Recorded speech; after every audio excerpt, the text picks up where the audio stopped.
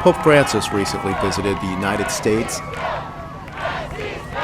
and as he traveled through Washington, New York, and Philadelphia, he drew enormous crowds of people clamoring just to be close to him. Pope Francis, he's an amazing pope. You know, he's everything that we look for and that we hope for. He looks like a nice guy, humble guy. So he doesn't like all the kind of cliches, so he's changing, right? I've been at the Catholic University of America since 1984, and we've had visits from Pope John Paul II and from Pope Benedict XVI, and I can attest I've not seen anything like this level of excitement. The Pope's American agenda was jam-packed, with engagements at the White House, the Capitol, the National Shrine, the United Nations, the 9/11 Memorial, Madison Square Garden, and Independence Hall.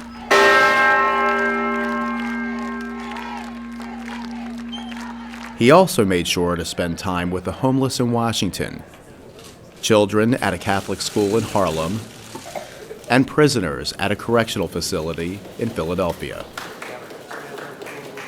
Having our Father here is just an opportunity for the church to regain some of its vigor and its vision and its message. The message is timeless, but it needs to be refined for today. You know, this is the first Pope that is Latin American, so it means a lot to the Latino community, especially what he represents. He represents the voiceless. He represents the people who doesn't have that. Now with him, we have a place at the table. We're excited, we're humbled, proud. It's a once-in-a-lifetime opportunity, but more importantly, it's something that we can do and remember the rest of our lives as being a special event. I think more and more people believe in the Pope, honor the Pope, and think a lot of the Pope. I think his word will spread to everyone. I come from a very deep Franciscan tradition, and therefore his persona, his values, the fact that he chose the name Francis for me has been somewhat astounding. And he is incorporating Franciscan values into his papacy in a way that is, I think, transformative. New Yorkers are used to world leaders and celebrities visiting their city, but the level of enthusiasm appeared to peak as the Pope Mobile made its way through Central Park.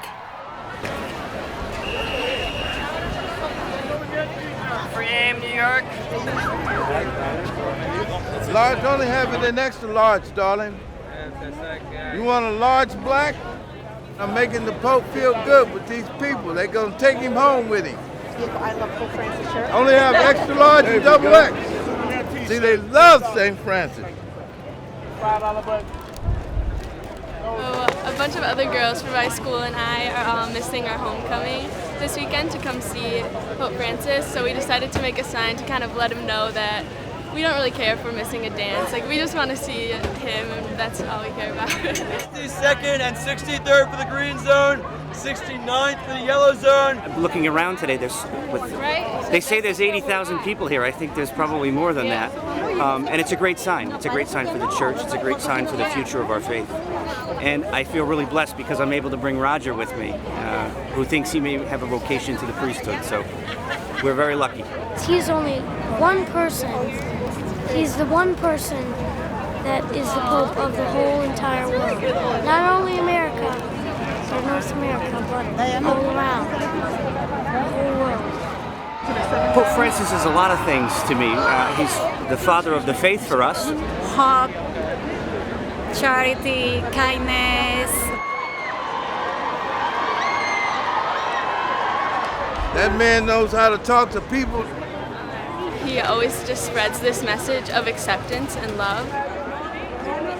He's one of God's closest servants and friends.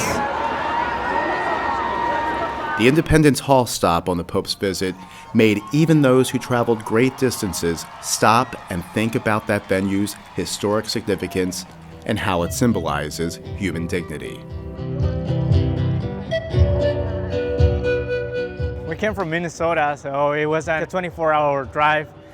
And you know, when I went to the bus, I didn't know almost like 95% of the people that were in the bus. But I knew that there was something in common to all of us, which was sharing this moment and treasuring the time that we're going to be with the Pope and talking about issues that you hardly talk about. Well, Independence Hall is a World Heritage Site. It draws visitors and inspiration from around the world. And we are here to greet Pope Francis and welcome him to this place where the Declaration of Independence in this nation was really formed. I think that he's calling us to act.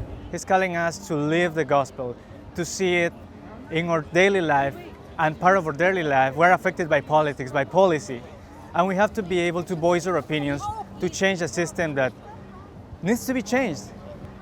In this place that a nation declared its independence, but also declared that we have certain unalienable rights, life, liberty, and the pursuit of happiness. He's showing the face of people and how those issues are affecting, how immigration is affecting people. Many times we talk about just how many immigrants we have, how many illegal people we have, when in reality we're not talking about how many lives are being touched by the immigration laws, but what's going on in this country. Many of you have emigrated to this country at great personal cost, but in the hope of building a new life. Do not be discouraged by whatever challenges and hardships you face. I ask you not to forget, like those who came here before you, you bring many gifts to this nation. You face many difficulties that usually, if you would be in your home country, you wouldn't face. But that openness of saying, you know what, I'm an immigrant, I'm with you. That's what he's telling me. I'm with you. I'm facing the same things, and I have faced the same issues that you're dealing with right now. So I feel connected with him, and seeing what he's been able to do shows me that it can be done. We can have an impact wherever we are. Even though we were not born here, we can have an impact here.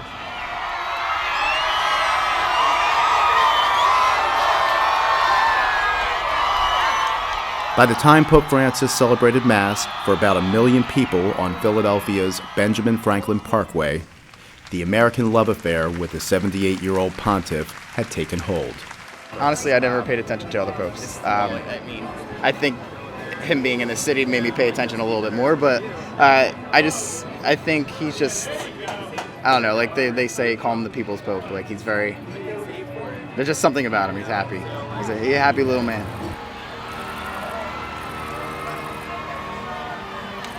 Every visit a pope makes to any country is news, but no news like papal news in America.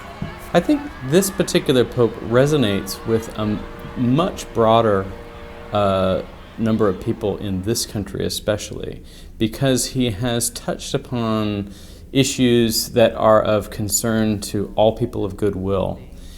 We see him here in America as the leader of the Catholic Church, but we also see him speaking to the concerns of everyday people, of poor people, of people who are affected by detriments to our environment, people who are affected by crony capitalism, people who are affected by a culture which throws people away, like the unborn or the elderly. We're so devoted to the Pope, and we're hoping he can, bring some peace to the world, because that's what we really need. No se parece. Sí, está el hijo, una inmigrante que trabaja con las